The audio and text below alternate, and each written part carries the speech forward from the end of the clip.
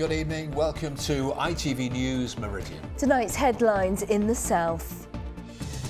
Fighting for the truth, another family of an army recruit who died at Deep Cut are told they can apply for a new inquest. Would the grass be greener if we left the EU? The view from the South's farmers as the country counts down to voting day. Help me to be the best that I can be. See, I don't want your money, but your organs are free. And singing for his life, the young musician who's desperate for new lungs.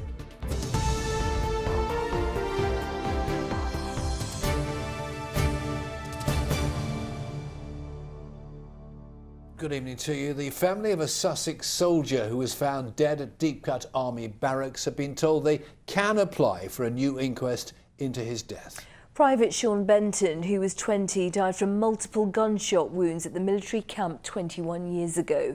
He was the first of 4 young recruits to die in controversial circumstances at the base over 7 years. Tom Savides has the latest. Private Sean Benton was found dead at Deep Cut Barracks with 5 gunshot wounds to his chest. He was the first of 4 young recruits to die in controversial circumstances at the Army training camp between 1995 and 2002. The Army, Surrey Police and an inquest concluded he'd taken his own life. Now the family of the 20-year-old have been told they can apply for a fresh inquest into his death. A young man does not suddenly, spontaneously decide to kill himself. There are already now serious concerns. There is already evidence out there about the environment at that camp. What the family of Sean Benton want to find out is whether that environment affected Sean, how it affected Sean, if he committed suicide, what would have led him to commit suicide. Today's developments come after a new inquest was held into the death of Private Cheryl James. Although the coroner concluded she had committed suicide, he also criticised the Army for failures in its duty of care. Now the Attorney-General has told the family of Private Sean Benton that they too can apply to the High Court for a fresh inquest. Sean Benton's sister Tracy Lewis said, "We have been overwhelmed and disturbed by all the details of the shameful environment at Deep Cut, which have finally come to light through the Cheryl James inquest. It is terrible to think of Sean alone there.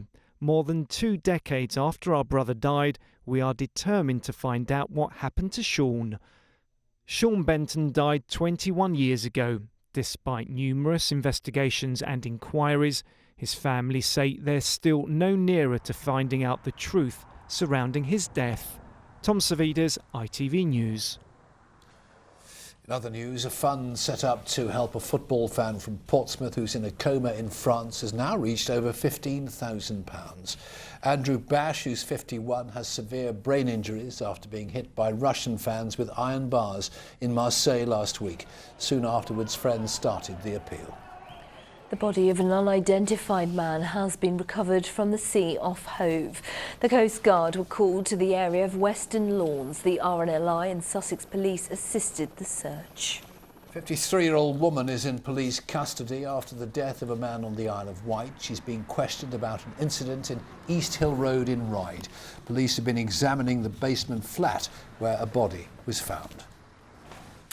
Arguably, no industry will be more affected by the decision we make about the European referendum later this month than farming. Much of the billions of pounds we pay into the EU goes towards farming subsidies, and today the Leave campaign claimed those payments will be protected for British farmers if the vote goes their way. Well, many British farmers rely heavily on EU payouts to stay afloat. Sarah Saunders has more. Half fine now, fed. 85 half, 85 half, 85 half. I'd 85 half fair. Business is brisk here at Hailsham Livestock Market, where animals are bought and sold at tongue-tripping speed. They're a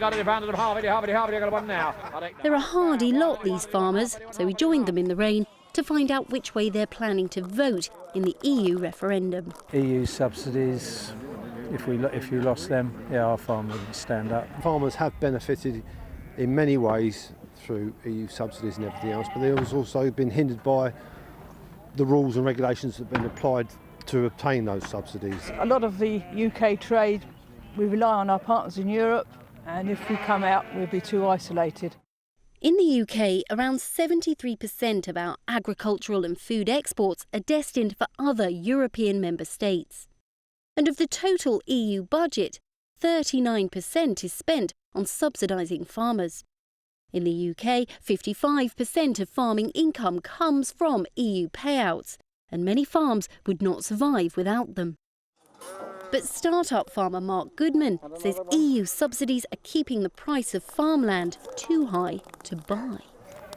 It's very difficult for me, somebody like myself, to buy farmland at the moment when you're looking at £10,000 an acre for any small plots. It's impossible, to be honest. So. You're too young, you can't vote, OK? No. Owners of farmland in the UK receive up to £179 per hectare in basic EU subsidies. And if we left the EU, it's presumed the government would step in with similar payments to support British farming. But arable farmer Tom Sewell says it's time farmers prepared to go it alone. This wheat on my left could go anywhere around the world on a boat, and I've got to be competitive with those farmers. So you're saying our farmers have to be able to cope without those subsidies? I think they should, and that's a hard pill to swallow. If we really can't make a profit on these crops, we shouldn't be doing it. But the National Farmers Union believes farmers would be better off if we remain. It is very important because it's the biggest trading economy in the world, and agriculture is at the heart of Europe. It has been ever since it was actually put together by the original 6 countries. And there is a common agricultural policy, and it is aimed at ensuring there is food production at affordable levels within Europe. It's an industry intertwined with the EU, and the future growth of farming could depend on the outcome of this referendum. Sarah Saunders, ITV News. A multi-million-pound redevelopment of part of Gatwick Airport has been officially opened. The new Pier 1 at the South Terminal replaces the original one built in 1958. Inside there are check-in facilities and a baggage system. The build cost £186 million. With the new baggage system, you'll be able to come to the airport the night before, drop your bag. It goes into the baggage system and automatically gets put on the aircraft the next day. So it makes it a lot easier for you to then just go through security when you choose to fly. And when you're in the gate rooms, obviously they're a lot more spacious and a better area in which to spend a little bit of time before you go about your journey. Centuries of tradition ended today as the last proper Royal Mail ship set sail from the UK for the last time. The RMS St Helena, who used to be based in Portland, left London on a 2-week voyage to the remote South Atlantic island she's named after. Many St Helenians who live here in the UK were there to wave goodbye to relatives heading home. It is a sad occasion, and it's a joyful occasion on the other side of it, because we've got so many saints who want to travel to UK, and they've done it. I planned this trip over a year ago when the schedule was released, because I wanted to do it. It's part of our history now, and I wanted to be a part of that. Southampton Football Club have confirmed their manager Ronald Koeman has moved to Everton. Saints expect to get £5 million in compensation. It's not yet known who will take over. A music festival that could save lives takes place in Dorset on Friday and Saturday. Henfest aims to raise awareness of organ donation. Some of the performers have either had or need transplants, among them a remarkable 21-year-old who will die unless he gets new lungs. Here's Kerry Swain. Sign up to give a part of me, give it everything you got, and deny your plea. It's down to me, you see, to be the best that I can be. I don't want your money, but your organs are free. 21-year-old Charles Michael Duke, singer and actor until cystic fibrosis caused his lung to collapse, producer and star of this comedy video, encouraging people to join the organ donor register. I'm waiting for a double lung transplant. I've been waiting for 14 months now. How frightening is it? You know, what's going to happen to you if you don't get it? Well, that'll be it really. I was given I think 3 years when I was listed. This is the video of Henfest. If he's well enough, Charles will perform at Henfest in Wimborne this Friday and Saturday. Organised by Gail, whose daughter Kate was days from death when she had her transplant.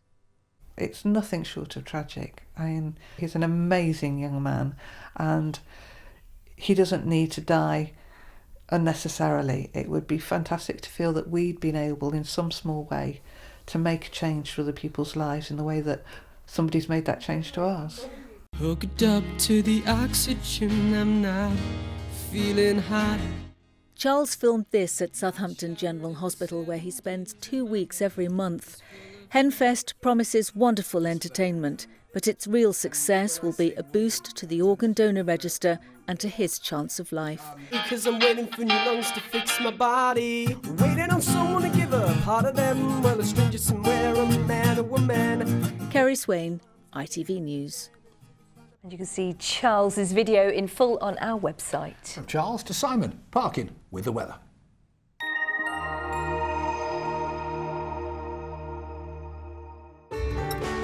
From blizzards to pool, driving through Europe.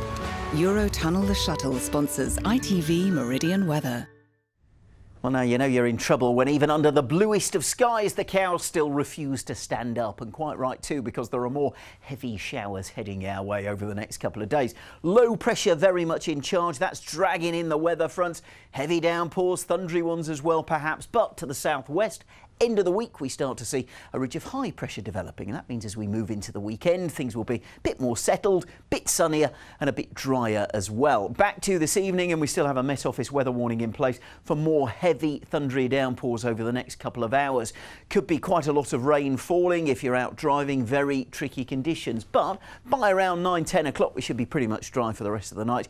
Clear spells, temperatures a bit cooler than the last couple of nights, but still up into double figures, and tomorrow the next lot of showers get going fairly quickly, and once again we have a Met Office weather warning because some of them will be slow moving. There'll be a lot of rain, there'll be some surface spray, risk of localised flooding, but dry and fine weather around those showers. And if you stay dry, we're looking at highs of around 17-18 degrees in that sunshine. As for your high tide times, you can see in Southampton 8 o'clock in the morning, 8:30 in the evening. Eurotunnel the Shuttle sponsors ITV Meridian weather.